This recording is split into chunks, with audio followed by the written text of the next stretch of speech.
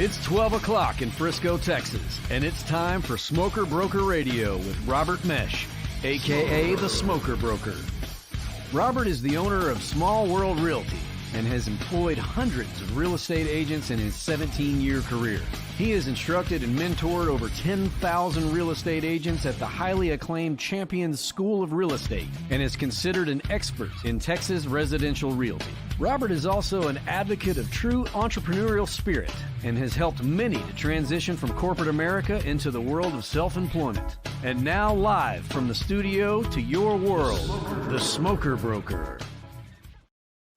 Hey, welcome to Smoker Broker. I'm Robert Mesh, and I'm the guy they call Smoker Broker. You won't find too many of us out there. Professional barbecue guy, broker, real estate broker, odd combination, but it works. Lots of people like it. Lots of people remember it. Lots of people like barbecue. What's a better place to be a smoker broker than in the great state of Texas? That is an absolute fact. Barbecue is awesome. That's why I got into it. I loved it. It's a great pastime. And quite honestly, it's actually a good thing for your business too. It builds your business. You actually gain clients. Business is all about your networking, the groups that you're with, the people that you're with, and something like barbecue and any other type of events you like are very good ways to get people together and having people know what you do and what it is that you're capable of. So love having it. Love the people who know me by that name. It is a name that's known when it comes to the type of brokerage that we run and the things that we do. And I like to try to keep that a very positive name out there because I think it's something that we want people to be able to come to when it comes to teaching and learning, understanding real estate, that they know that that's a very friendly name that will show them how to do that stuff. Happy Thursday. Hope all is going well.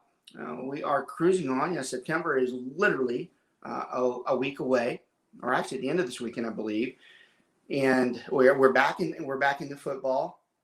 Football's back into. It's funny how the schools, the high schools, the colleges, and the professionals, how they're having to battle with the resurgence of COVID, because I think they all felt they were in the clear, and they opened it up, and they're like they have visions of it going back to normal, and boy, did they have to slam the brakes on. I mean, did they literally come to a halt? So 2 stadiums in the news in the past week. The New Orleans Saints. I'm being biased. I use the one because I get all their stuff and I know it. But the Louisiana Superdome is requiring vaccination if you are going to enter the Superdome. That's 78,000 people and then some most of the time. And they're going to have to show that they were vaccinated. That'll be fun watching a bunch of Cajuns have to do that. We'll see how that works out. I feel like you need all kinds of vaccines just to go into that Superdome anyway. Yeah. Why? Why is it that is a great point. Now they're concerned? Only Louisiana would have a mandatory vaccine where people have gone to the bathroom for years inside. God knows what type of diseases are in there. Yeah. And they're mandatory vaccination for COVID. That's a good one. More, I'm not going to say relevant as much as interesting because of the age of it. It's so weird to say too. The Las Vegas Raiders, they have they have gone to mask. You will have a mask on in the new stadium. You got to feel, not that anybody ever feels for the Raiders, but you have to feel the fact that they built that stadium in COVID and nobody was able to go into it. Now they finally can go into it, and now they're putting the brakes on again. I mean, it's so hard to see it because it's just such a lifetime event you would have never predicted. And I think we're doing great with adapting. I really do. You say what you want about the world and people, which they usually are pretty lousy, but I think we've done it as good as we can in adjusting. Now, some people are like, bullshit, look at how many people are dying and how many people don't have masks. And that's not what I'm talking about. What I'm talking about for the majority of the people in this world, whether they do or do not do, their life has changed and they've had to adapt to it one way or another. It's kind of amazing in this day and age that we can't expect something like that. You would think we have a good grasp on what our concerns are, what our worries are, and what's going to happen. That's just one that we never saw coming last year. We certainly, a lot of people say we knew the second wave was coming. We all knew that, but we looked at it more as well, we're vaccinated, it's not a problem. And that's obviously not. Now the problem is it's more severe. CDC came out last week and stated now a third booster is needed. God bless the freaking CDC. Good Lord. And look, I said last week that I don't like being political. So this one might come off as political, but on this one, I don't care. Because to me, it doesn't matter whether you're a Republican, you're Democratic. That damn CDC, whatever's coming out of there, it is so contradictory. They contradict themselves every other week. Now, professionals would say, yeah, but it's difficult. You don't know. I don't care. You have people and decisions and lives that are being affected. They go off and they say, you have to get this vaccination that half the country didn't want or were scared of. So they finally get them to do that, which was begrudgingly because they still haven't done them all. And then they're like, you're going to need a third one too. Great. What about the ones that haven't getting the damn first one done? And then they come out. We think there's 21 variants. Christ. 21 boosters, baby. Shots in the arm? Yeah. I mean, it's the CDC's tough. That came out last week. And it really, the adaptation of what we're going to do with that, that'll be funny, how we go through. So you got a lot of, it's funny. We all said that last year, what is the new norm? And then we got to where we thought we were at the end of COVID. We're like, maybe we are not going to have a new norm. Maybe it is going to return to normalcy. And I think some of us were even shocked that we were going to get to a new normalcy. But you know what? We do have a new normalcy. The new normalcy now is the unexpected. What will a certain virus do? What will it not do? One thing's for sure, and we might have mentioned this a couple weeks ago, sometimes I get my team meetings confused with my radio shows. But one thing's for sure now, no matter what happens, mass places of gatherings and public transportation, the airlines, buses, trains, you better believe you're in that mask for a long time. They were supposed to end that. The federal mandate for the mask was supposed to end in September. They've already extended it well into next year. And you better believe it's probably never going to change. I think some people will insist that the masks are on in those closed confined places. I don't think they'll ever ask. I think you'll even get to where if they lifted it, they wouldn't do it during flu season, which might not be the worst idea. It's funny. Well, it's not funny, but nobody talks about the flu anymore. The flu sucks. The flu really sucks. Flu kills more people anyways, in general. It does. It does. So it's amazing that we're so hung up on COVID, which we should be, because and I think even more so now, even the people that are like, I told you I could get through it. Now they're laying in a bed. I'm like, yeah, I wouldn't have celebrated, Even they are like, it's a different type of beast, but flu still sucks. And we weren't very good at sanitizing there. So maybe there are some applications that are better than others, but well, one of the positives, if you want to find some sort of silver lining, is, or at least it seemed last year, is that if anybody was concerned that they were slightly ill, they wouldn't go out, right? And that's always just bugged me when, you're around people and they're like, hey, sorry, man, I got the flu. Like, why are you out? Stay home. Don't spread that. It's one a of the most terrible thing you can do. It's a terrible problem in the world. And it's terrible because some of them can't help it because if they have a low paying job and they don't get sick days, which you want to get deep. If you want to get deep, you really start talking about the corporations. There should be things in place. Now, the other side of it is, then every lazy person from here to kingdom come always say they were sick. There's ways to prove people are sick.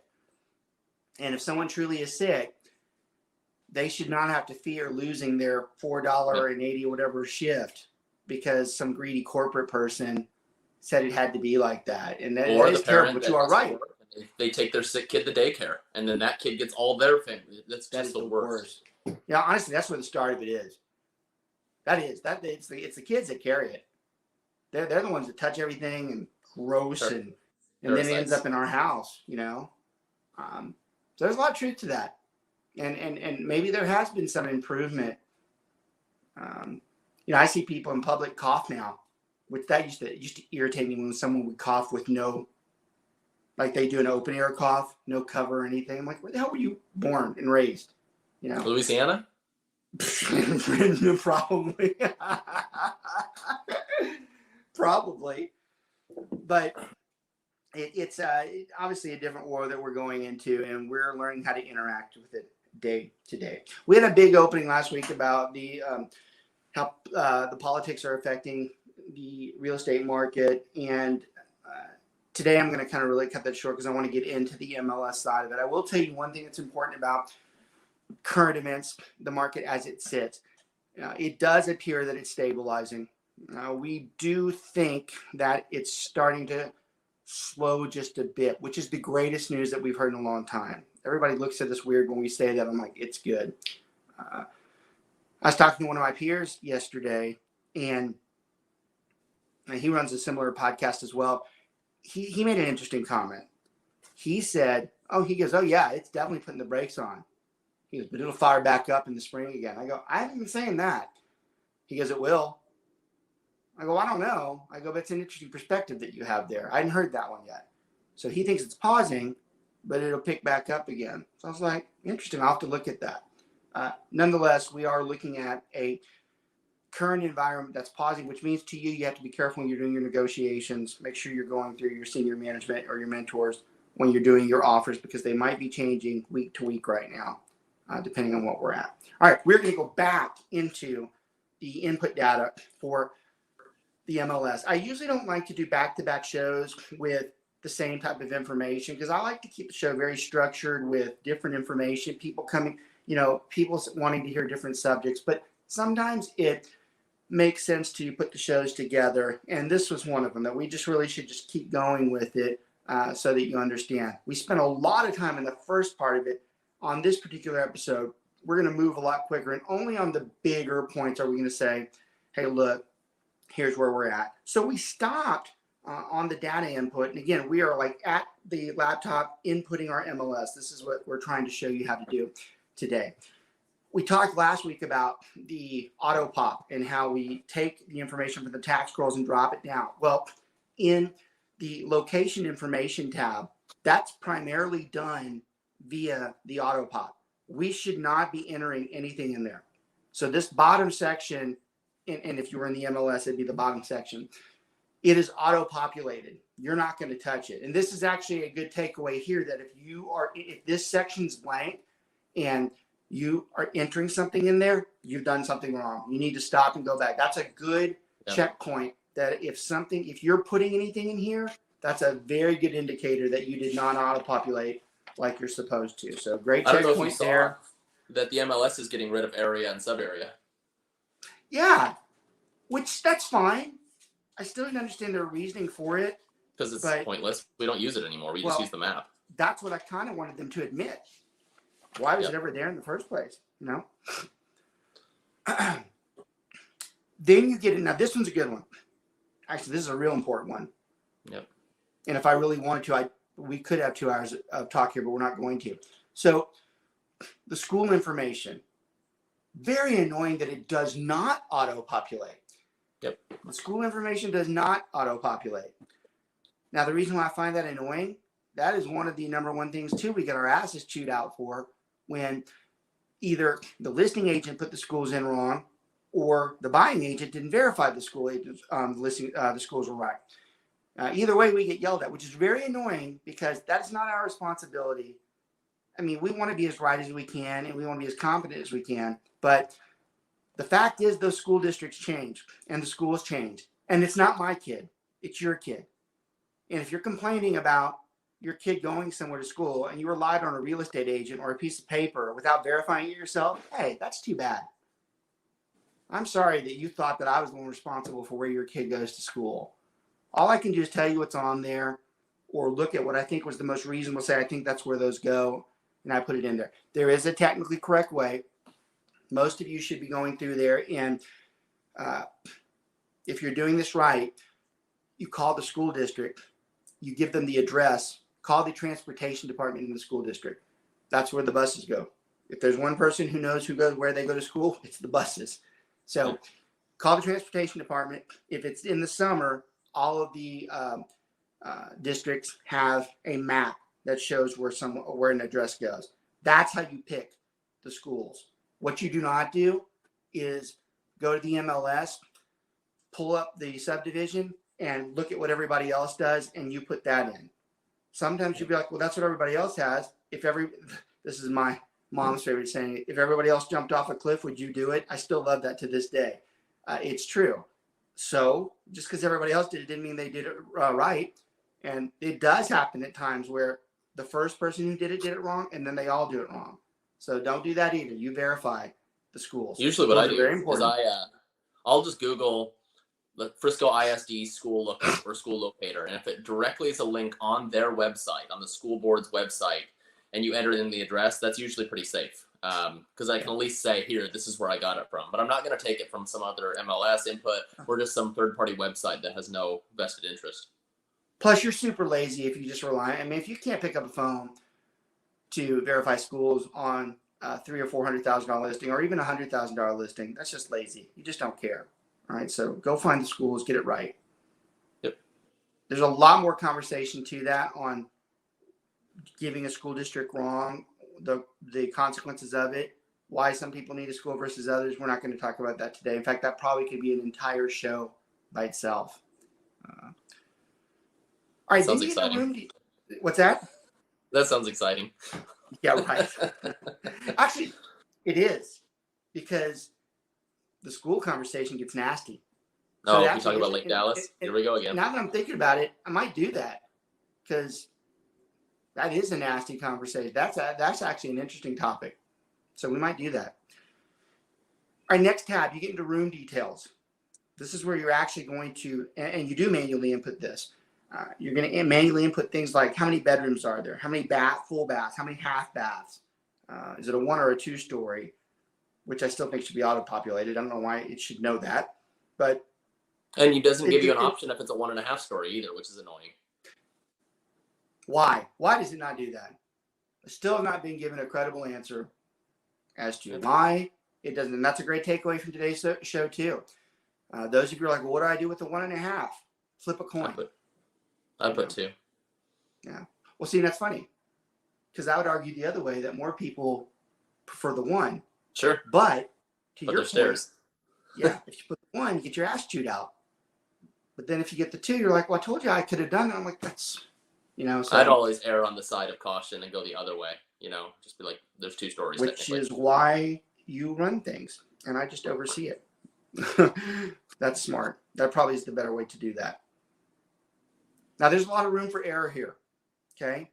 First of all, just pure incompetence that you forget how many baths there were, full baths. Brent mentioned something last week, I think, that when it comes to him entering this part, a lot of times he has to refer back to his pictures. And that's true. A lot of times we have to look at the pictures to remember how many bedrooms were there. Yep. Was there a bathroom downstairs that was half, or was it full? I take notes as I'm walking through usually. Yeah. Now, here's the area. Actually, before I'm going to do that, let's talk about living area and dining area. So these are subjective too, because you can look at a dining area several different ways. Of course, a dining room would definitely be considered dining, which is hypocritical because most people never eat in the dining room. Right? The breakfast nook is the real dining area, even though it's not called that. And a lot of people don't even use that. A lot of people just eat on the breakfast bar. Yep. So it's hard to sometimes say what is the actual dining area. Most of us believe the dining area is, in fact, the breakfast nook where there's space, and the actual dining room if there is one. If it doesn't have a dining room, there's one dining area, which is the nook. If there is a dining area and a nook, it's 2. Living areas is very subjective. Living areas, the response there was any room that wasn't inside of a bedroom or a bathroom, meaning if it's the family room, is it the den, is it a game room, is it a media room? All those are technically living areas. But here's the catch. and this is confusing, they have game room and media room designations in there. So if you put 3 living areas, but then you also go in there and put media room, you are distorting what the actual truth of the house is, and you might actually even get in trouble. I feel like you're specifying what those living areas are, though. One's a media, I think one's the best way to do it is you put the number of living areas, the total, including those, but you make it clear in your description that there is a game room. I mean, if you're not making it clear that there's a game room and a media room in the description, you're doing something wrong already. So the correct way to me is to put the number of, notice how I was looking at you directly. I think it's correct to put the number of living areas and then describe it. I don't think it's a good idea to put the living areas and then go back and say game room. I think that's. Well, I don't see that getting somebody sued over, because as they walk the house, they can clearly see what room is there, right? It's like, well, they could get sued on it, but the automatic response would be, well, you locked the damn thing. Yeah. You know, so you're right. It would be a counter to that. All right. Now, again, long conversation that we're not going to make long, but going to make a serious point, probably the biggest takeaway in this section. We measure the inside of the house because even the appraiser doesn't measure the rooms in a report. They don't just break it down by room. They only break it down by the total. Most people want to have some idea how big certain rooms are, especially the master bedroom, the family room, the kitchen, and a lot of times even the secondary rooms for the kids. Maybe they don't want a 10 by 10. Maybe they want a 15 by 15 or something. So we have to measure. Our agents aren't taught to be contractors. They're not taught to measure. You could say, well, any moron could do it. I'm like, that's not true. I like to think I'm somewhat intelligent. I don't do very well when I measure. Those of you are like, how hard is it to use a tape measure? I'm like, well, the first thing is we don't use a tape measure because they're too long. I used to when I first got into it. I did. Yeah, I did too. We use sound beams and laser beams. And if you're like, well, how hard is that? Well, a lot of the modern day buildings are open floor plans. So it's hard to say, did the kitchen start here? Did the family room start here? Especially if the flooring's the same. The ones that are really difficult are where the nook is built into the kitchen. So you're like, where's the breakfast nook? Is it included in the kitchen? I can almost promise you, anytime there's a nook in a kitchen the same, it's done wrong. They don't do it right. If you were really doing it right, you would actually measure the nook itself, and then you would subtract that square feet from the kitchen. I'm not going to. I'm not a registered appraiser. I'm not a licensed appraiser, Robert. I don't do that. I'm just a guy. Here's the terrible problem, and it's the obvious. Someone calls you out on your measurements, we're responsible for those measurements. And they could make a case that we had a competency issue, or worse, that we intentionally did it because we wanted the house to look bigger than it was. Okay? All terrible things. And on the measurements, you have to round up or round down, which is like, so how accurate do they want us to be? You can't put 14 feet, 8 inches. You've got to round up or round down. And the bottom line is it's very subjective. The best advice we can tell you is be as close as you can. Do not add the extra. Always be more conservative. Like, for instance, if you have a family room that has an entryway and the family room kind of extends into that entry, but it's just a small. So you have the wall here, but there's only a little piece that goes like this, and then it's all the way here. Don't measure from this way back. Measure to where the real room starts. Don't take advantage of little things that you could say, well, technically, there is no technically. They want to know what the main size of that room was. So lots of issues here. We could talk forever about it. We're not going to. We wanted to give you that heads up because it's an important piece of it. So you start getting into, if you listed rooms, common sense should dictate that you have to describe what's in the rooms. And this is what we call the feature section.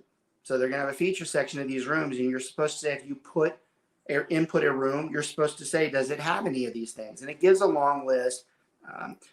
We're not going to read all of them. I will tell you the ones that are mostly chosen. The walk-in closet, especially if it's the master bathroom, is there separate shower, separate vanities? Is there a medicine cabinet? Are there dual sinks? Is there a So spa? on that, and it wasn't until I swear you laugh at me, probably 2 years ago, that I realized that you put the master bath into the master bedroom. I always did a full bath separately, and then I realized I I can click don't think ensuite bath. I I don't don't know think why it they do that. matters. I don't No, think but it I just don't know why they matters. do that. Because, you know, the question would be, are there walk-in closets in the master bedroom? And usually almost never no, they're always in the bathroom. That's where that closet is. Yeah, I think it's a design issue the way they did it. I don't think they should have designed the interest system to do it the way they did. I think it should have all flowed one way and to make it more obvious. Yep. And then when you get into your, and I guess a better way to say this, the features really are for the master bed and the master bath. Few of the features are in the other rooms. You do get some walk-in closets, but separate showers are rare in the other bedrooms, secondary bedrooms.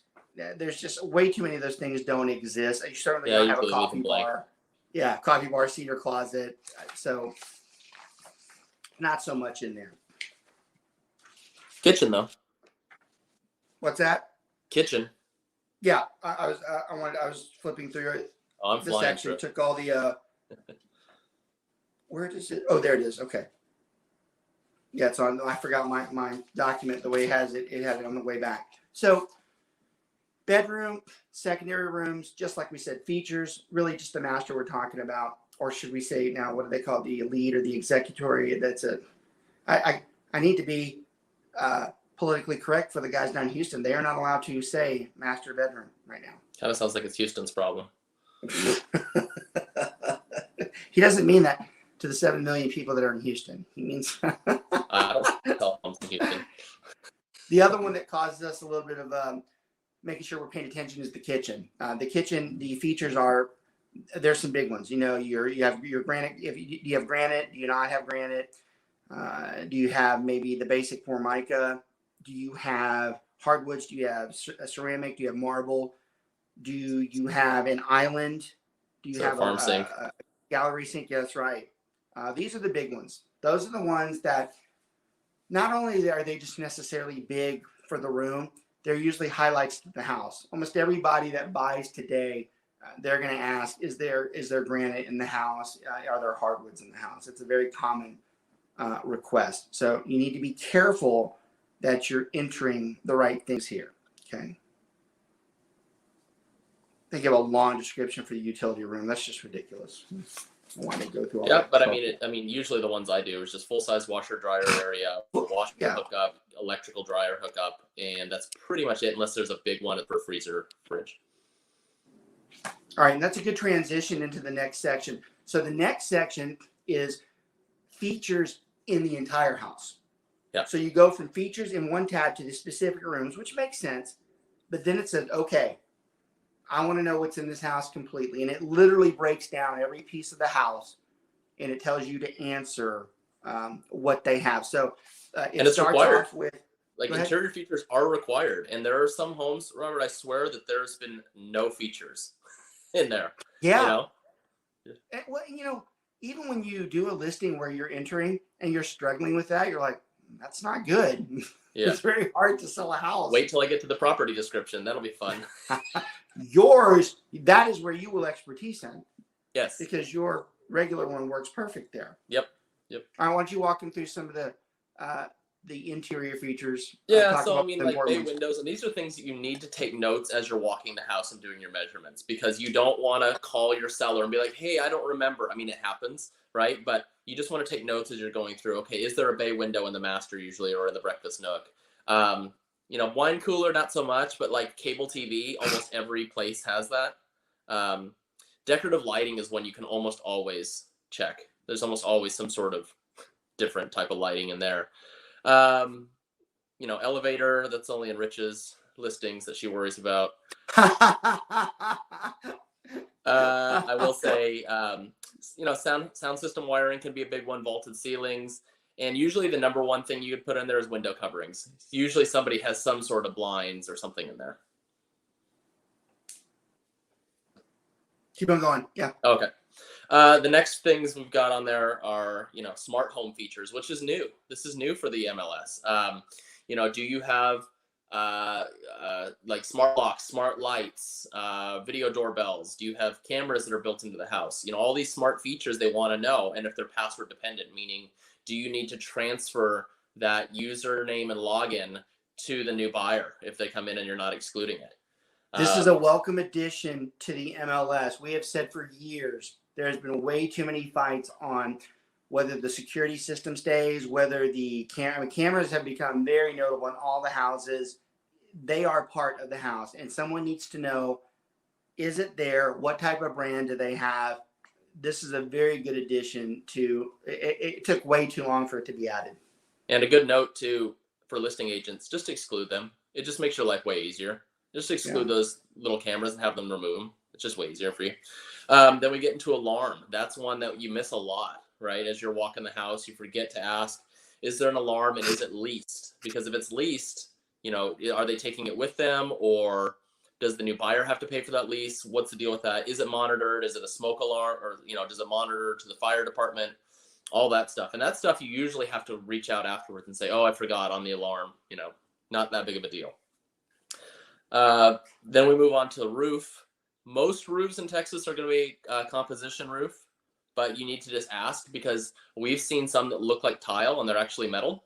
So just make sure you're asking. They're not asking about how old they are, but a good thing to take away is if you have given your seller that seller's disclosure, you're going to be looking at that and seeing what they put for the type of roof, how old it is. You should know that already. And in Texas, it's extremely important. We are the #1 hail state in the entire country. Roofs are a very big deal. Those that have spent the money for a metal roof have put a big investment into it. Like 50 if grand. They do have a metal roof. Yeah, they want it to be highlighted that, hey, look, I don't have to deal with the hail issues because of this. So not too many wood shingle roofs anymore after all the fires in Deerfield. God, no. Who's the idiot who ever decided that? That sounds good in a hot state climate too. Yeah, let's put dry. I remember when I was young. So our first house was in Plano, like Little House on the Prairie. There was nothing there back then, and I remember when we were younger, where the firefighters would come to the house in the middle of the night because a house on the block was on fire, and because it just torched so fast because of the heat and the wood, they would literally have to go to the houses that were closed and not only wake you up, but wet the houses down. It was actually kind of traumatic when you were younger, but It was because of the wood shingles. Wow. Jeez. Then we move into kitchen equipment. That's another thing you really got to take note of, right? I'm going to say most of the common ones you'd see in there, you need to take note of what type of oven/range is in there, right? Is it a slide-in range? Is it a drop-in range? Is it gas? Is there, you'll have to know later, is the kitchen plumbed for gas? You need to know all that stuff. Is it a convection oven? And those are things that you won't necessarily know from looking. You need to ask while you're in it. Most of them, they're going to have a dishwasher. Most are going to have a disposal. Some of the ones, they have the washer dryer inside the kitchen. A little strange, but they have that. And then the other one is water line to the fridge. And a lot of times you can't see. So you might want to take a peek behind the fridge and see if there's a water line there, or just ask the seller. Okay, I'm going to keep going. Pool on property. Yes or no. Is there a pool on property? And guys, to note, a lot of these, when you check yes, then it's going to make the next group of checkboxes mandatory. So if you say it's pool on property, yes, then you have to put down the details about that. Is it an above ground pool? Does it have a spa? Is there a cabana? Only in Rich's houses.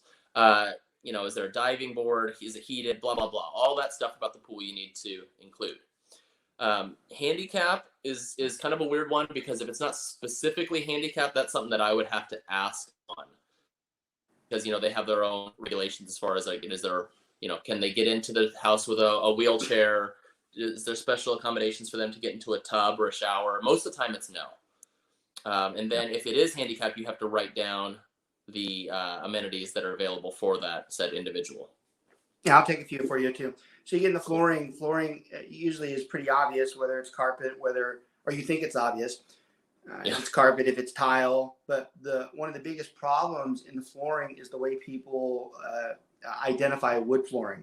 Yes. A lot of what people think is wood flooring is not. A lot of time it's a laminate cover. True wood flooring, the way this thing's written, is where they literally cut the tree, skinned it, and put the wood down and sanded it and stained it. That is a real wood floor. Nail down or hand scraped. Yep. That's right. But bolted in down in there. Now, you can have a lot of them that are engineered that the top is real wood. And actually, these are more expensive. But the bottom is not. And this creates a little bit of subjectivity when you're entering. And I would get many brokers who would differ with this result. If it's a wood finish on the top, I'll call it a wood floor. Even though I know the difference between the two, the general public is not asking, is it a real wood floor? They're asking, is it wood from the appearance side of it? Yep. That's my opinion. And anybody's welcome to call me out at some point. Well, there's no other option. You can't put engineered wood. There's no option for that. No, but you can put, some people would argue that it should be the laminate. Yeah. And it's not. Because the glaze is a laminate. And that's just not true to me. So I will tell you too, those of you who don't know much about floors, a lot of people gawk about having real wood floors. Real wood floors suck. Real wood floors buckle and they squeak, and you can't just take the plank out and easily put it back in. I say this because I have a huge great room that is, I wish I had never done it real hardwood. I wish it was engineered because it wears a lot better. But that's one of those things you're not told until you do it too late. So I don't like the real wood at all. If you drop any standing water that comes into the house, like from a storm or something, it buckles. Now the engineer does too, but not near as bad. And the replacement's almost impossible when you're trying to match them. Let's see. Garage spaces and garage car sport and garage spaces, those are always fun. Guarantee the number one item that is mismeasured, the garage. Most come out of laziness. Yeah, they forgot. Most garages are 18 by 20. A standard garage is an 18 by 20. It's 20 on the length and it's 18 on the width for a 2-car garage. But a lot of the houses don't have 2-car garages anymore. And very few of us hit to the third or the fourth, or it's 2 on one side and 1 on the other. And we don't add them together. So we end up making them up. And so there's probably a little bit of room for some improvement. They probably should change that to where you don't measure it, but you make a comment as secondary workshop. So someone can say, well, it has a workshop in it. It's got to be big enough. Well, you know what's funny is that what confuses me is after you put in the garage spots, this thing under the parking feature, I still don't know which one to put. Is it 2-car double doors or is it 2-car single doors? Does that mean there's one single door for both, or is it 2? You know what I mean? It kind of contradicts. Oh, well, yeah. Let's see, 2-car double, 2-car single. Yeah, it is telling you to distinguish. If you have a 2-car garage and it's 1 door, it wants to know that the double door, it's a double bay, but it's 1 door. That is confusing. Yeah. And it's important because surprisingly, I've had a lot of clients who comment on, hey, I need to know if there's a bridge, if there's a brick in the middle. I can't stand that thing, and I can't get my truck in there. These are Texas problems, and they can't get their truck, so they'll put that in there. Okay, God, we hadn't done this one in so long. Even on my own estimates, wow, there's a lot of stuff because we're out of time. Well, at least I am. I've got an interview and we need to do it. So I'm going to go ahead and let Brent talk about our sponsors super quick. And I'm going to do an obvious summary here that look how much data we're talking about. We just went through a 40 to 45 minute session on top of a 45-minute session last week. And we're literally in the half part of the input. So we will do this again. I'm not going to do it next week or the week after because that gets boring. But we'll come back to this. I always note down where we stopped we'll come back to this particular show because there's still a lot that needs to be done in there. But that just shows you how informative all these things are that you need to know. All right, Brent, hit them with our sponsors. Yep. All right, our first guy is Martin Cooley with BPG Inspections. He is our go-to guy that we refer our clients to. We, of course, always give them a choice of inspectors to choose from, but Martin is the guy that we know and trust, and he's a great-looking guy. He's always on time or early. He always, when I schedule with him, he gets done very quickly, but very thoroughly. He's always there to talk your client through, the issues that he saw, and he has a nice, good bedside manner. He color codes all his inspection reports, red for things to look at, that are urgent, and blue for things that aren't too big of a deal. You can always reach him at bpginspections.com or call him at 817-401-3240. That's Martin Cooley with BPG Inspections. And our second sponsor is Greg Holberg with Liberator Health Insurance. Your simple solution to affordable healthcare is here. Join the Liberator movement and take control of your healthcare. Customize your healthcare plan to fit your healthcare and budget needs. Use any doctor or hospital without a penalty, in or out of network. Teledoc is included in all plans. No annual deductibles and no copay. The deal of the week: a 54-year-old single parent with a 23-year-old daughter got a great plan for $460 a month. As an independent agency, Liberator is committed to transforming healthcare in Texas through innovative healthcare plans that are affordable and rich in benefits. For more information and to get a quick quote, call or text Greg Holberg, independent health insurance broker, at 214-886-4688, or visit them at liberatorhealthinsurance.com. Guys, can't thank y'all enough for always tuning in. Again, wasn't the greatest flair this particular topic, but once we get through with it, the information is terribly needed on anybody who's brand new, especially. This should have been very helpful for you. Most people do not go through that type of detail on your MLS input. So hopefully you enjoyed that. We're always trying to give you something that is worth your while. And I know for a fact, if you're new, that's something that will help you a great deal, because it's something that we don't talk about as much as we should. So hope you enjoyed that. Pass it on to anybody else. Certainly if you're a regular watcher, make sure you always tell everybody why you watch and why it's important to you, because we love the continued views and the people that continue to get other people to watch the show as well. So we always thank you for that. I don't know if it's going to be Labor Day. I always get confused if Labor Day is if it's the first or it's the next. I think this year it's not the first and the second. I think it's the following week for some reason. But whichever one, happy September Labor Day 6th. Yeah, that's right. So it's the next. It's not.